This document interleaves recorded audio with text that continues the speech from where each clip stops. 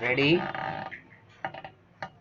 So far I am concerned, it is of no great significance to us what part of India goes into which state boundary.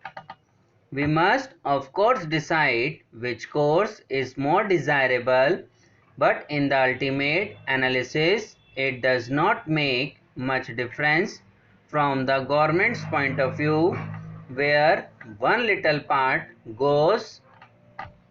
I do not deny that it has a certain importance from the individual's or the state's point of view, but it has none from the national point of view. The Government of India has approached this question objectively and without any particular desire to impose its decisions.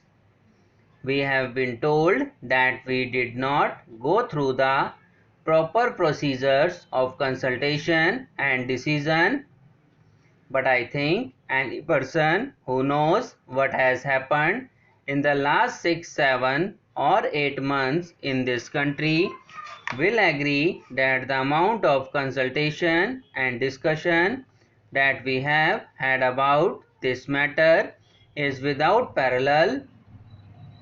In fact, many people say that we overdid this.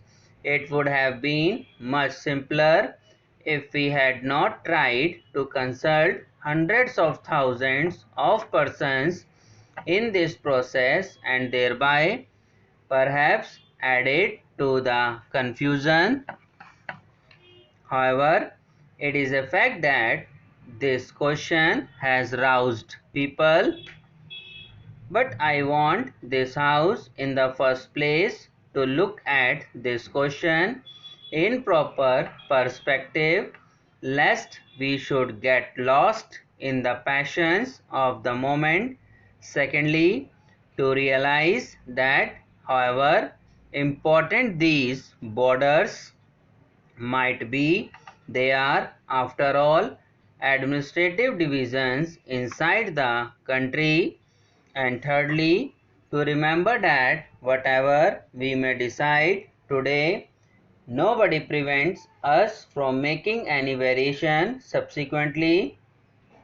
Nobody wants to change things every day. At the same time, nothing is final in the sense that it cannot be changed in the future. Our difficulty has been that we have tried too much perhaps to balance respective viewpoints and find a common way and as a large a measure of agreement as possible. In doing so, we have often succeeded in displeasing many people. Yet I would beg of you to remember that in this very complicated business which has affected the whole of India, by far the greater part of India has accepted, broadly speaking, the proposals that have been made. It is true that many important questions remain to be solved. Among them, perhaps the one that has been talked about most is the question of Bombay and Maharashtra. Let us realize that even if some decision which we dislike is made, it does not make a great lot of difference. A mistake made in a restricted sphere can be corrected later, whereas a blunder cannot be corrected.